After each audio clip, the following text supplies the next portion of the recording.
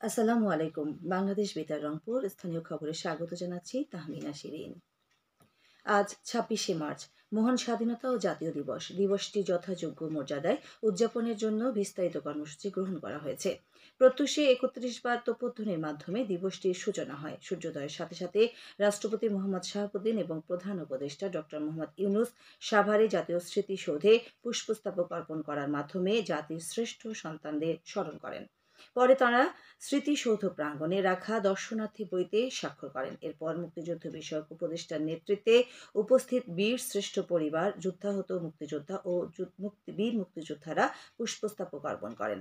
মহান স্বাধীনতা ও জাতীয় দিবস উপলক্ষে দেশের সকল সরকারি, আধা সরকারি, স্বায়ত্তশাসিত ভবনে সূর্যোদয়ের সাথে সাথে জাতীয় পতাকা উত্তোলন করা হয়েছে এবং সন্ধ্যায় গুরুত্বপূর্ণ ভবন ও স্থাপনাসমূহে আলোকসজ্জা করা হবে।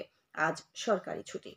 মহান স্বাধীনতা ও জাতীয় দিবস উপলক্ষে রাষ্ট্রপতি মোহাম্মদ শাহাবুদ্দিন এবং প্রধান উপদেষ্টা ডক্টর মোহাম্মদ ইউনূস পৃথক বাণী দিয়েছেন। বাণীতে রাষ্ট্রপতি বলেন, গণতন্ত্রকে শক্তিশালী করার পাশাপাশি পরমত সহিষ্ণুতা, মানবাধিকার ও আইনের শাসন সুসংহত করতে হবে। বিভাগীয় নগরী রংপুরে প্রত্যুষে ৩১ বার তোপধ্বনির মাধ্যমে দিবসের কর্মসূচি শুরু হয়। সূর্যোদয়ের সঙ্গে সঙ্গে রংপুর কেন্দ্রীয় শহীদ মিনারে বিভাগীয় কমিশনার ও রংপুর সিটি কর্পোরেশনের প্রশাসক মোহাম্মদ শহীদুল ইসলাম পুষ্পস্তবক অর্পণ করেন। এরপর police, Rangpur range DIG Mohammad Amirul Islam, metropolitan police commissioner Mohammad Majid Ali, জেলা প্রশাসক মোহাম্মদ রবিউল ফয়সাল, পুলিশ সুপার মোহাম্মদ আবু সাইম, মুক্তিযোদ্ধা সংসদ, র্যাপিড অ্যাকশন ব্যাটালিয়ন অধিনায়ক, জেলা পরিষদ চেয়ারম্যান, বিভিন্ন সরকারি দপ্তর, রাজনৈতিক সংগঠন, সামাজিক সংগঠন, পেশাজীবী সংগঠন সহ বিভিন্ন শ্রেণী পেশার মানুষ কেন্দ্রীয় শহীদ মিনারে পুষ্পস্তবক অর্পণ করে শহীদ মুক্তিযোদ্ধাদের প্রতি শ্রদ্ধা জানান। বাংলাদেশ বেতার রংপুরের পক্ষ থেকে আঞ্চলিক পরিচালক আব্দুর রহিম, আঞ্চলিক বার্তা নিয়ন্ত্রক মোহাম্মদ আল আমিন এবং আঞ্চলিক প্রকৌশলী মোহাম্মদ ওয়াহিদুজ্জামান পুষ্পস্তবক অর্পণ করেন। এর আগে রাত ১২টা ১ মিনিটে বৈষম্য বিরোধী ছাত্র আন্দোলন রংপুর সহ বিভিন্ন রাজনৈতিক সামাজিক সংগঠন পুষ্পস্তবক অর্পণ করেন। কর্মসূচির অংশ হিসেবে সকালে রংপুর স্টেডিয়ামে অনুষ্ঠিত হয় কুচকাওয়াজ। সেখানে আনুষ্ঠানিকভাবে পতাকা উত্তোলন করেন বিভাগীয় কমিশনার। অন্যান্য কর্মসূচির মধ্যে এখন জেলা শিল্পকলা একাডেমি অডিটোরিয়ামে বীর মুক্তিযোদ্ধা, মুক্তিযুদ্ধকালীন শহীদ পরিবার, শহীদ মুক্তিযোদ্ধা পরিবারের সংবর্ধনা এবং আলোচনা সভা অনুষ্ঠিত হচ্ছে। এছাড়া সুবিধাজনক সময়ে জেলার সকল হাসপাতাল, জেলখানা, শিশু পরিবার, পথ শিশু পুনর্বাসন কেন্দ্র, প্রতিবন্ধী কল্যাণ কেন্দ্র, বৃদ্ধাশ্রম, ভবঘুরে প্রতিষ্ঠান ও শিশু দিবা যত্ন কেন্দ্রসমূহে উন্নতমানের খাবার পরিবেশন করা হবে।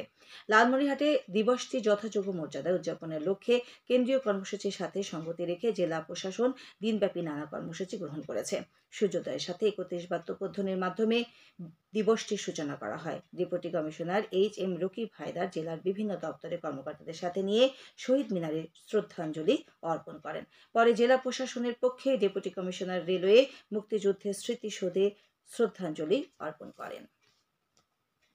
মহান স্বাধীনতা ও জাতীয় দিবস উদযাপন উপলক্ষে কুড়িগ্রাম, গাইবান্ধা সহ উত্তরাঞ্চলের অন্যান্য জেলা উপজেলাগুলোতে বিস্তারিত কর্মসূচি পালন করা হচ্ছে। রংপুর বেগম রোকেয়া বিশ্ববিদ্যালয় গণহত্যা দিবস উপলক্ষে গতকাল আলোচনা সভা অনুষ্ঠিত হয়েছে। বিশ্ববিদ্যালয় প্রশাসনিক ভবনের সিন্ডিকেট রুমে অনুষ্ঠিত আলোচনা সভায় প্রধান অতিথি ছিলেন উপাচার্য প্রফেসর ডক্টর মোহাম্মদ শওকত আলী। মহান স্বাধীনতা দিবস ও জাতীয় দিবস উদযাপন কমিটির আহ্বায়ক প্রফেসর ডক্টর মোহাম্মদ তাজুল ইসলামের সভাপতিত্বে আলোচনা সভায় আরও বক্তব্য রাখেন রেজিস্ট্রার ডক্টর হারুন রশিদ। অনুষ্ঠানে বিভিন্ন অনুষদের ডিন ও বিভাগীয় প্রধান সহ শিক্ষক ও কর্মকর্তাগণ উপস্থিত ছিলেন। গাইবান্ধা জেলা শিল্পকলা একাডেমি মিলনায়তনে গণহত্যা দিবস ও মহান মুক্তিযুদ্ধ স্মরণে এক আলোচনা সভা অনুষ্ঠিত হয়েছে। অনুষ্ঠানে বক্তব্য রাখেন জেলার deputy commissioner Chowdhury Moazzem Ahmed, police super Nishat Angela, professor Abdur Rashid ও তথ্য অফিসার ইশতিয়াক আহমেদ আবিদ।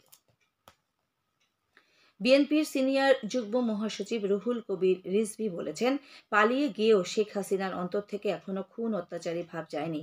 জুলাই আগস্টে গণহত্যা চালিয়েও শেখ হাসিনার মধ্যে কোনো অনুশোচনা তৈরি হয়নি। গতকাল সন্ধ্যায় ডক্টরস অ্যাসোসিয়েশন অব বাংলাদেশ ড্যাব রংপুর আয়োজিত ইফতার মাহফিলে প্রধান অতিথির বক্তব্যে তিনি এসব কথা বলেন। রুহুল কবির রিজভী বলেন, এখনও তিনি প্রতিহিংসা থেকে হত্যার নির্দেশনা দেন, যা একজন স্বাভাবিক মানুষের পক্ষে সম্ভব নয়। ড্যাব রংপুর মেডিকেল কলেজ শাখার সভাপতি অধ্যাপক ডাক্তার মোহাম্মদ মাহমুদুল হক সরকার এতে সভাপতিত্ব করেন। এখন জানিয়ে দিচ্ছি সাহারি ও ইফতারির সময়সূচি। রংপুর ইসলামিক ফাউন্ডেশনের দেওয়া সময়সূচি অনুযায়ী আজ রংপুর ইফতার হবে সন্ধ্যে ৬টা ১৬ মিনিটে এবং আগামীকাল সেহরির শেষ সময় ভোর ৪টা ৩৯ মিনিটে। সবশেষে আবহাওয়া। আজ সন্ধ্যে ৬টা পর্যন্ত পূর্বাভাসে বলা হয়েছে দেশের অভ্যন্তরীণ নদী বন্দরগুলোর জন্য কোনো সতর্কবাণী নেই এবং কোনো সংকেত দেখাতে হবে না। খবর শেষ হলো। আমাদের পরবর্তী স্থানীয় খবর প্রচারিত হবে বেলা ২টা বেজে ৫ মিনিটে।